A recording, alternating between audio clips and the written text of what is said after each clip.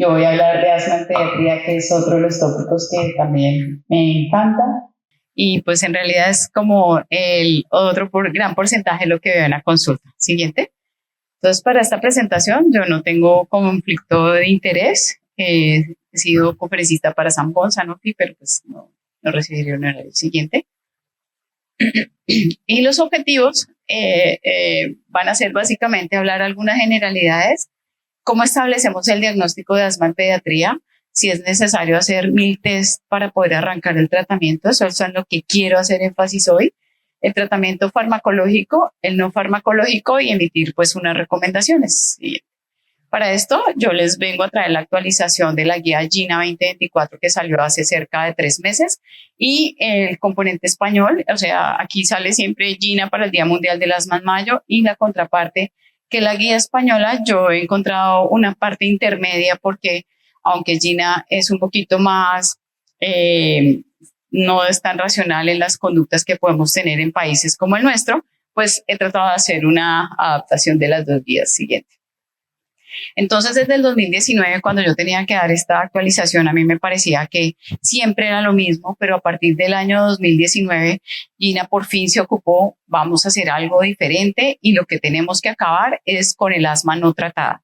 Y es importante porque a partir del 2019 se generó la conciencia de que el salbutamol de rescate no debería ser una estrategia para tratar los niños. Y esto a mí me pareció fundamental porque, aunque no lo crean, hoy en día vemos pacientes con un asma grave, difícil de tratar, que solo tienen como alternativa salbutamol inhalado y eso pues a partir de este año fue la propuesta donde se cambió esta nueva alternativa con los pasos según la intensidad de los síntomas. Siguiente.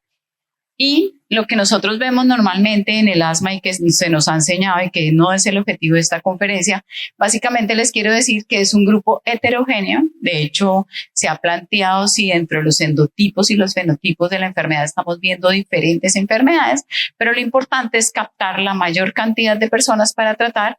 Ese grupo heterogéneo se caracteriza, como bien lo represento acá, por inflamación crónica de las vías aéreas que tiene síntomas respiratorios en el día y en la noche y por otro lado se acompaña de esta obstrucción reversible y variable del flujo aéreo. Es ahí donde las pruebas de función pulmonar se han planteado como ese eslabón fundamental para poder establecer el diagnóstico. Y entonces, siguiente. Lo que vamos a ver en Colombia, los diferentes estudios, y este fue el ISAAC, que fue realizado por el grupo del doctor Denis y la doctora Elizabeth García, encontró que en las diferentes ciudades, miren la prevalencia de asma para niños, sobre todo que están entre los 1 y 4 años y 5 y 17 años, era cercana al 18%. Esto es un poco más alto de lo que vemos en el mundo y parece ser que estar ubicados en el trópico es un factor de riesgo para uno desarrollar más enfermedades alérgicas y no tener estaciones también. O sea, nosotros no estamos como verano, otoño, invierno, sino que constantemente estamos en un ciclo de lluvias o menos lluvias y eso hace que tengamos mayor predisposición a estas enfermedades. Pero por otro lado, cuando los pacientes en Bogotá me dicen, no, es que yo me voy a vivir a otra ciudad para que se me quite, fíjense, Barranquilla tiene la prevalencia más alta, Cali, yo digo, bueno, pues cambien porque esto es como la tía de Encanto que lleva la nube para todo lado, pero finalmente pues vamos a vivir con la enfermedad siguiente. Y esto necesita tratamiento. Este fue el estudio que realizó el grupo de Azonemocito para ver los registros, los mismos que nosotros hicimos con apnea obstructiva de sueño, ellos lo hicieron con asma. Y fíjense ustedes, 45.4, aquí como bien lo decía Mafe, podemos estar poniendo dentro de este grupo cosas que no son de asma, pero es más fácil meter en el CIE-10 J450.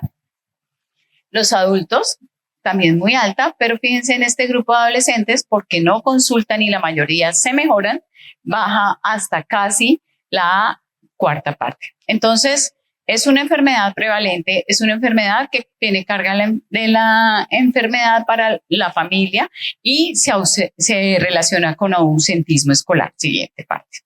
Entonces aquí está, yo porque quise hablar de esta enfermedad básicamente y me la paso también promoviendo su tratamiento, es que cuando hablamos de las causas, no solo la alergia es un factor de riesgo, sino que en este estudio de Lancet, en los modelos que se han creado a través de los datos que ellos tienen, fíjense ustedes cómo Bogotá es la tercera ciudad en el mundo después de Lima y Shanghái con más casos de asma por contaminación. O sea, en realidad estamos súper mal porque no solamente son la circulación de los virus los que nos hacen los picos respiratorios y mayor crisis, sino que también la contaminación ambiental es un factor de riesgo que debemos tener en cuenta. Yo creo que aquí ustedes afortunadamente no tienen tanto inconveniente por esta situación. Siguiente. Y les había dicho, la prevalencia viene en aumento, especialmente en la población pediátrica. Esto causa ausentismo escolar y laboral, o sea que no deje ir un padre al trabajo, pues a veces eso limita y distorsiona la dinámica familiar. Hay un costo alto en atención, pero cuando se trata, todo esto se controla y eso ahorro en los costos, pues ayuda a que se pueda desplazar presupuesto a la atención de otras enfermedades. Siguiente. Entonces aquí está, dentro de estos fenotipos, que son como los tipos de asma diferentes que se han encontrado para yo poderla tratar. Siguiente diapositiva. Vamos a ver que para Gina este año nos habla nuevamente del fenotipo alérgico, que es el más frecuente en pediatría. El fenotipo no alérgico, o sea, donde no hay sensibilización, no tengo eosinófilos, no tengo IgE elevada, pero tengo asma, y esto es clave reconocerlo porque a veces veo niños que tienen una clínica florida de asma. No, la IgE está normal, no es. Sí, señores, puede serlo. Aquella que inicia después de los 6 años, aquellos que tienen limitación al flujo aéreo, y esos son para mí el grupo que más me preocupa, porque los niños que tienen alteración de la función pulmonar desde los 9 años van a seguir teniéndola hasta la edad adulta, y este último grupo, que es el que viene en ascenso, que es el asociado a obesidad. El asma por obesidad tiene una resistencia a los corticoides, tiene una dinámica que es más difícil y que de hecho se han planteado grupos de tratamiento y estrategias específicas para ellos. Siguiente. Entonces aquí está, yo no me voy a dedicar en esto porque a veces esto solo necesitaría un congreso, que es los tipos y fenotipos, unos que están relacionados con la respuesta T2, o sea, en base a alergia, otro que es la tipo no T2, pero definitivamente, fíjense ustedes, cómo desde la infancia se van predisponiendo a todo ese tipo de fenotipos, y para mí, en cambio, sí son muy importantes estos. Una, de la limitación al flujo aéreo, aquellos que van a seguir siendo asmáticos el resto de su vida, con un cambio en la función de la arquitectura pulmonar, y este tipo que se llama asma variante tos, del que voy a hablar en la charla de tos, donde es una asma muy especial, donde los niños tosen, ustedes no le escuchan ni media sibilancia y tienen un fenotipo especial de asma. Siguiente. Entonces, para el diagnóstico, lo más importante que quiero recalcar es que yo no necesito oscilometría, espirometría, feno, y ahora tenemos otros compuestos volátiles, sino la historia clínica es nuestro caballo de batalla, y cuando ya definitivamente por instrumentos clínicos no podemos hacerlo, pues vienen las ayudas diagnósticas. Y este es el primer punto de discrepancia que tengo con Gina, porque ¿cómo así que yo voy a esperar hasta los 6 años para un aspiro y diagnosticarlo? No. Si la clínica es florida y yo estoy ante un paciente que tiene clásica síntomas por asma, pues debo arrancar el tratamiento y no esperar a tener las ayudas diagnósticas para ofrecer estrategias terapéuticas. Siguiente. Y esto, ¿cuáles son los síntomas que aumentan la probabilidad de que yo tenga asma? Por un lado, sibilancias, la disnea o presión en el pecho, no hay dudas. O sea, hay niños en el colegio que no pueden hacer ejercicio, pues hay que tratarlos. Aquellos que tengan más de uno de los que mencioné anteriormente, si empeoran por la noche o temprano en la mañana, si la mamá les dice, doctora, es que tose hasta que tose y vomita, la tos empetizante es, dentro de todos los tipos de tos, es la que más predice asma, y es fundamental porque en ocasiones los niños sienten que se mejoran con eso. Entonces, vamos a tenerlo en cuenta. Los que varían en el tiempo, o sea, estoy bien, no estoy tan bien, vuelvo a estar en crisis, salgo de las crisis, también puede ser un patrón. Y cuando tengo patrón desencadenado por virus, ejercicio, exposición, cambios de clima, pues también van a ser. Nosotros tenemos un grupo de niños ahora, como bien lo mencionó Mafe, que están vapeando, y a nosotros ese grupo ha sido durísimo, sobre todo para el grupo de adolescentes. Siguiente. Pero definitivamente, si yo tengo un niño que tiene tos aislada y que arrancó de un momento a otro, búsquele un cuerpo extraño. Si tiene producción crónica de esputo, fibrosis quística, bronquiectasias, cualquiera de esos. Si tiene disnea asociada, pero con mareo, parestesia, síncope, búsquenle otra cosa. Y si aparte el dolor torácico es limitante y la disnea permanece en reposo, no, esto ya es una bandera roja y definitivamente búsquenle otra cosa y no se queden solo con el diagnóstico de asma siguiente. Entonces, yo voy a establecer ese diagnóstico por la parte clínica siguiente, pero también es importante, por eso lo digo acá, que yo me quedo con la parte clínica como fundamental porque no puedo retrasar el inicio del tratamiento, pero si tengo la opción, bueno, pues haga la espirometría y vaya arrancando el tratamiento, así sepamos que la respuesta no va a ser tan contundente. Y por otro lado, idealmente, por eso lo mencionaba acá, uno debe hacerlo antes, pero si no, no hay ningún problema. Eso lo discutimos este año en el Congreso Mundial de Neumología Pediátrica porque dijimos, oiga, este problema no es solo de Colombia, lo estaba viviendo el doctor allá en Cape Town, en Sudáfrica, los europeos, los de Estados Unidos, que muchos niños sin tratarse por esperar el tratamiento o idealmente guiado por pruebas siguientes. Entonces aquí está la guía GEMA, que me parece está apartado, ustedes lo pueden consultar en línea, pero básicamente lo único que uno debe hacer es, si tenemos la disponibilidad de hacer un test de broncodilatación y sale positivo, pues nada que hacer, ya tenemos el diagnóstico de asma, pero si esa prueba no está disponible, pues yo tengo que arrancar la piedra angular del tratamiento, que son los corticosteroides inhalados. Para este apartado, ahorita vamos a hablar que para niños mayores de 12 años se usan estrategias combinadas, que es lo que ha cambiado. Y finalmente, pues debemos evaluar la respuesta, si fue positiva o no. Y nuevamente, cuando ya hemos hecho esta prueba de test de vasodilatador, poder hacer las pruebas complementarias siguientes.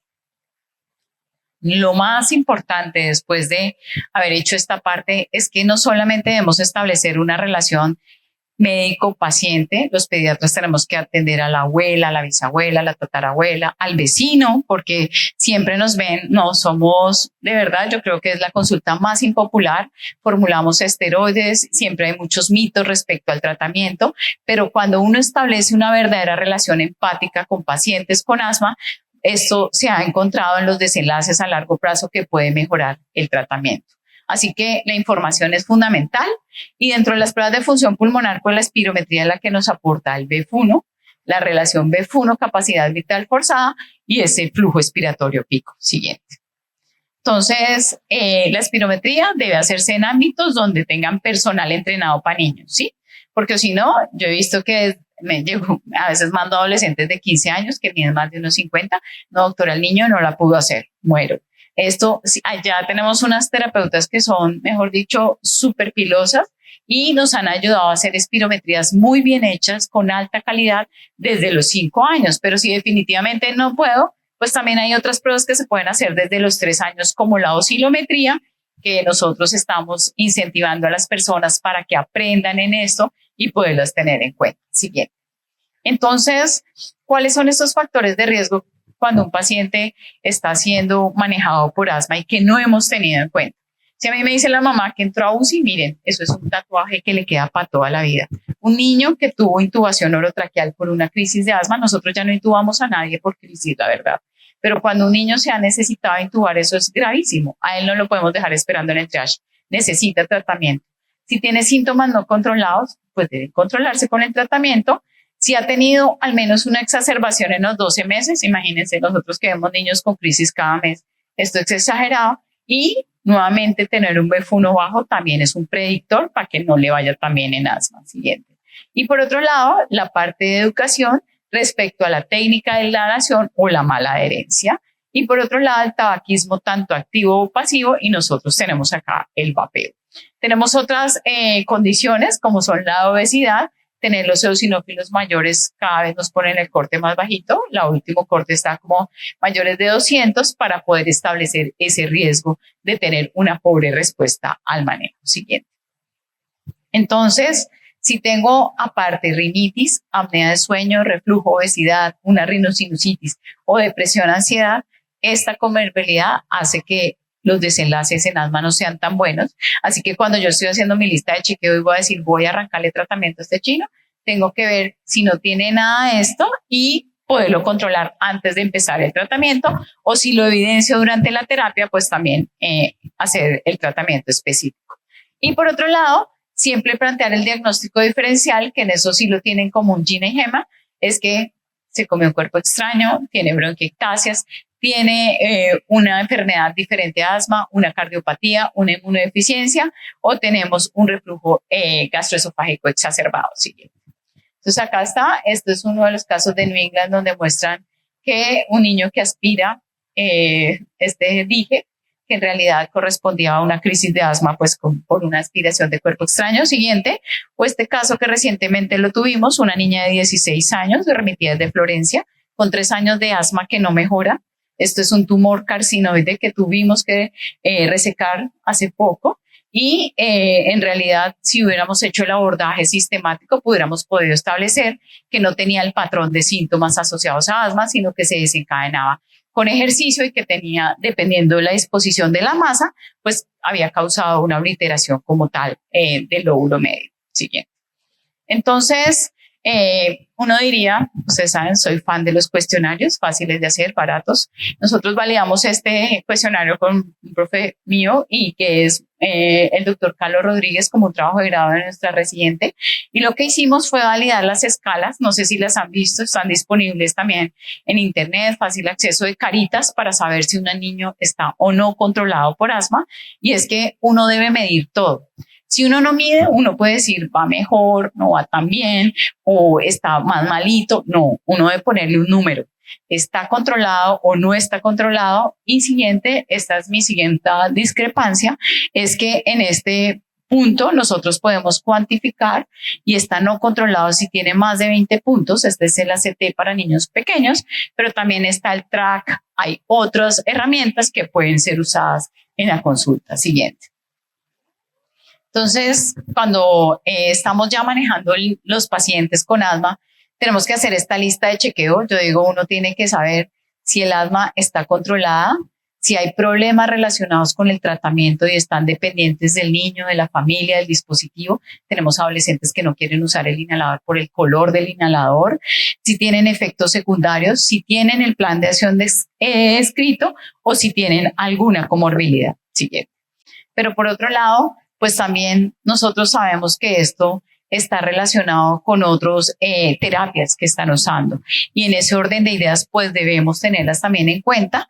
Y si tiene pobre control de los síntomas o tiene exacerbaciones frecuentes. Sí. Acá es donde esta es como el ciclo. Yo digo que debemos hacer siempre como el loop para poder hacer el tratamiento. Y por un lado, evalúe si es el diagnóstico correcto, el control de síntomas adecuado, los factores de riesgo, si necesita ajuste en la medicación, en la estrategia o en la preferencia del inhalador. Y por otro lado, revise la respuesta. O sea, yo no puedo arrancar tratamiento y chao, usted se curó. Cuando van a la consulta, miren, es que a mí me ha visto el gato, el perro, todos los neumólogos de Colombia y sigue con asma, que el asma necesita tratamiento y por largo tiempo. No le vendan la idea que con 3 días de tratamiento se van a mejorar. Seamos honestos y sinceros. Siguiente. Y por otro lado, esta es mi otra discrepancia con Gina, por eso lo traigo acá, es que el puntaje dice, bueno, este es el score Gina y ustedes pueden preguntar, ¿tiene síntomas en el día? ¿Se levanta en la noche? ¿Está usando salbutamol? ¿O tiene cualquier limitación? Fíjense ustedes que lo ideal es estar acá, pero esta casilla que se llama parcialmente controlada me parece que causa un mensaje ambiguo y cuando yo le digo a la mamá, estás bien pero mal de tu asma, estás bien pero mal, tranquila, no. Uno tiene que decir, ¿está bien controlado o no está controlado? Porque el parcialmente controlado uno le hace lo mismo que al que no está controlado. Pero si le deja una imagen a la mamá, está bien pero mal, espérate que no. Yo prefiero que nos ajustemos a bien controlado o no controlado para establecer el tratamiento siguiente. Entonces, lo siguiente y siguiente. Entonces, aquí es donde vamos a empezar. Esto no se ve tanto, pero básicamente los objetivos del tratamiento es lograr que el niño esté cero síntomas, que no tenga limitación para la actividad física, que no tenga alteración de su calidad de vida, que no tenga crisis y que no tengamos efectos deleterios asociados a la medicación. Eso antes no se tenía tanto en cuenta, pero sabemos que dosis elevadas de algunos esteroides inhalados pues pueden traer problemas y por eso es que debemos completamente aceptarlos y ajustarnos a lo que nos recomiendan las guías siguientes. Aquí está entonces el tratamiento y en esto voy a empezar.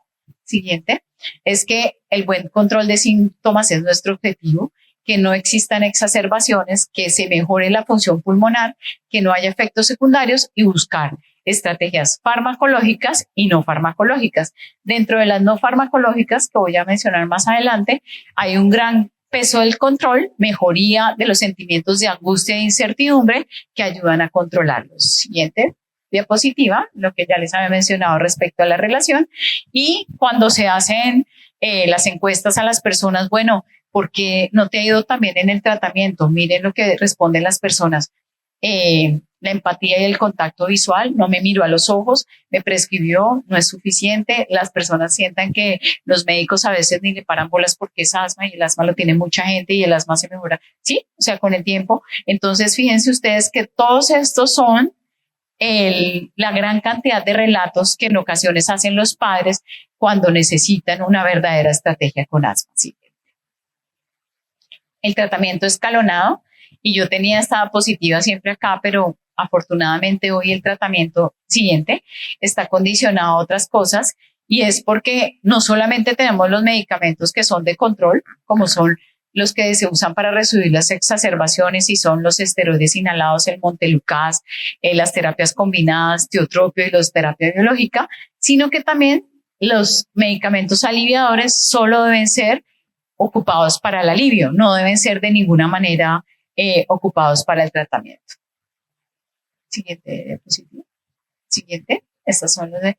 Y aquí, bueno, quise, esto ya lo habló Mafe, así que no voy a ocuparme de esta diapositiva siguiente. Yo me voy a enfocar en los niños mayores de 12 años y que tienen asma, porque la siguiente, para poder, la anterior diapositiva. Eso, acá hay dos cambios que fueron muy importantes y es que nos hablan del concepto, uno, de la remisión desde el punto de vista clínico. Yo puedo tener un niño que tiene 0 síntomas por asma, pero no tiene una remisión biológica. Por eso es que a veces fallamos en el tratamiento y cuando vamos a quitar alguno de los medicamentos pueden presentar crisis. Entonces, si los pacientes tienen síntomas todos los días, tienen limitación para su actividad o hacen crisis, lo importante es que pueden entrar ya sea por el paso 1, por el paso 2 o el paso 3, y aquí es donde les voy a mencionar.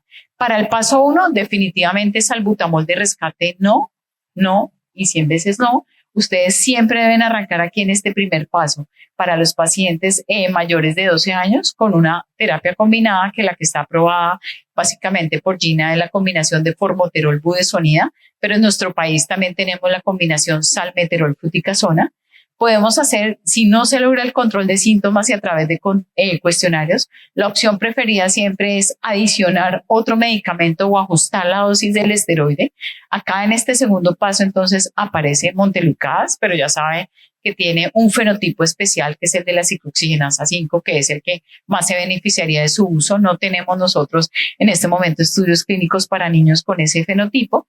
Y si finalmente en el paso 2 no se logra hacer el control adecuado, pues uno debería iniciar otra terapia. ¿Qué les digo yo? Para el paso 1, 2 y 3, el médico general, el pediatra están súper capacitados para iniciar. Pero si yo tengo un paciente que va a pasar de paso 3, 4, ahí hay algo raro. O esto no es un asma, o tiene algo diferente, o tiene un asma difícil de tratar o un asma grave, y por eso es que yo aquí recomiendo una parada de seguridad importante. Plantearme el diagnóstico diferencial, plantear qué otras cosas pueden hacer que mi paciente no vaya tan bien y aquí pedir ayuda a un amigo, que somos nosotros, podríamos prestar aquí, porque en el paso 4 ya se están considerando otras estrategias como son los antagonistas muscarínicos de larga acción tipo teotropio, o pueden en el paso 5 utilizar terapia biológica, pues que la única en este momento autorizada para niños es omalizumab. Esperamos que pronto entre Dupi, Mepo o las estrategias antieosinofílicas. Acá, cuando yo estoy en el paso 5, también se plantea el uso de esteroide todos los días. Sin embargo, los riesgos de afección del componente óseo asociado al crecimiento, pues es el que más nos disipa esto. Siguiente. Estas son el trébol de recomendaciones, o sea, nuevamente pensar en el paciente, saber si está disponible en nuestro medio, si se conoce el uso, cuáles son las preferencias de los niños o qué debemos hacer. O sea, no es que yo voy a imponer un tratamiento, no, esto es de negociar. Ya les he dicho que hay adolescentes que no quieren usar el dispositivo por el color y esto es lo que se nos plantea hoy en día en la estrategia Trébol de saber qué es lo que más requiere el paciente. Siguiente. Y esta tablita que aparece también ahí, que yo quiero que se la lleven como mensaje para recordar, fíjense ustedes cómo para niños que están entre los 6 y los 12 años, la dosis de beclometasona, que bueno, nosotros ya no tenemos inhaladores que dañan el medio ambiente, sino tenemos disponibilidad más HPA, es que las dosis que tenemos permitidas de beclometasona tienen un tope. Las dosis bajas van hasta 200 microgramos, las dosis medias hasta 400 y usar más de 400 microgramos día ya pone en riesgo los efectos adversos derivados. O sea, yo prefiero no tener dosis altas, sino poder bajar el esteroide y asociar otro componente. Siguiente. Estas son las dosis para mayores de 12 años. Fíjense ustedes que cambian los límites, pero es importante tenerlo en cuenta. Siguiente. Y para continuar, es que esto es lo que debemos hacer en un paciente que no mejora definitivamente o que tiene un asma severa. O sea, paso 4 o 5 no es asma, es un asma más con morbilidades, es un asma difícil de tratar, mejorar la adherencia o definitivamente es un asma refractaria que necesita un tratamiento personalizado. Siguiente. Esto es una diapositiva cortesía del doctor Cristian Rosas, quien es un neumólogo pediatra dedicado al estudio de asma severa. Siguiente. Y nos muestra todas las alternativas que existen en el mundo. Siguiente. Para el tratamiento de asma severa, que no están aprobados todavía en niños varias, pero nosotros en nuestro país solo tenemos en este momento omalizumab como estrategia biológica del tratamiento y esperamos que en un futuro no muy lejano aparezcan las otras. Siguientes. Entonces el seguimiento que les planteo es por lo menos, uno no arranca la terapia y vuelve en 3 meses, no, prohibido. Tiene que verse por lo menos en 1 a 3 meses, monitorizar la respuesta, ver cómo está el uso del controlador, la adherencia al tratamiento y nuevamente siempre dar educación en las exacerbaciones siguientes. O sea, yo debo tener el plan escrito, plantearles a todos la vacunación de influenza y neumococo, educar al paciente, evitar el vapeo, las exposiciones, el humo de cigarrillo. Siguiente. Y las intervenciones no farmacológicas, que como ya mencionamos, este humo de segunda mano o de forma activa causa un efecto deleterio, toda la exposición a alergenos, la contaminación ambiental, pero estos dos sí que nos han dado luces para el manejo de estos pacientes. Resulta que en pediatría tenemos una edad de oro para la plasticidad pulmonar y entre los 10 y los 20 años ocurre un fenómeno de catch-up de la función pulmonar que solo se ha visto relacionada con la actividad física. Entre más haga actividad física con el deporte que quieran, atletismo, natación, fútbol, bueno, esgrima, lo que ustedes quieran poner a hacerlos, la actividad física sí ha demostrado que puede ayudar a los niños a encontrar ese catch-up y en ocasiones tenemos algunos niños que tienen que ingresar formalmente a un programa de rehabilitación pulmonar. Siguiente. Así que nunca olvidar la educación y la adherencia, siempre repetir, volver a decirles, resolver mitos y leyendas, no solamente respecto al inhalador, a la enfermedad, hablar claramente en los términos. Siguiente. Y hoy en día, pues, fíjense ustedes cómo el mensaje para 5 años después de esa iniciativa de no usar tratamiento de rescate como opción de tratamiento, Gina pone la educación es el poder. Yo estoy segura que más allá de la terapia medicamentosa, saber de la enfermedad, de los condicionantes, pues va a plantearnos ese modelo ideal de control de la enfermedad. Siguiente. Y para contarles que nosotros siempre debemos disminuir la terapia. No hay como tal un esquema, pero sí lo que recomendamos hoy en día es quitar de lo último que hemos puesto y dejar siempre terapia de mantenimiento que incluya esteroide inhalado para lograr control de los síntomas. Siguiente. Y como conclusiones, pues saber que se debe realizar el diagnóstico de tratamiento. Aquí lo dejé con un asterisco porque para mí no es fundamental. Arranque el tratamiento y después podemos hacerlo. Preservar la función pulmonar es el objetivo más importante. Abordaje por ciclos individualizados, resolviendo las necesidades y disminuyendo los riesgos y dudas de la familia mediante la educación y la adherencia para lograr un control de los síntomas y mejorar la calidad de vida. Para finalizar, yo digo que si hubiera estado en París, me hubiera ido súper bien de neumóloga pediatra con medicina de sueño, porque el deporte más prevalente dentro de los deportistas olímpicos fue asma. O sea, de todos los score médicos que se hicieron, asma fue la enfermedad más frecuente en los deportistas olímpicos. Y lo otro que pidieron los deportistas olímpicos fue dormir bien. Djokovic se lo llevaron a dormir fuera porque eso aumenta el rendimiento, y pidieron buen colchón, buenas sábanas, buen almohada, y eso me pareció súper importante. Muchísimas gracias.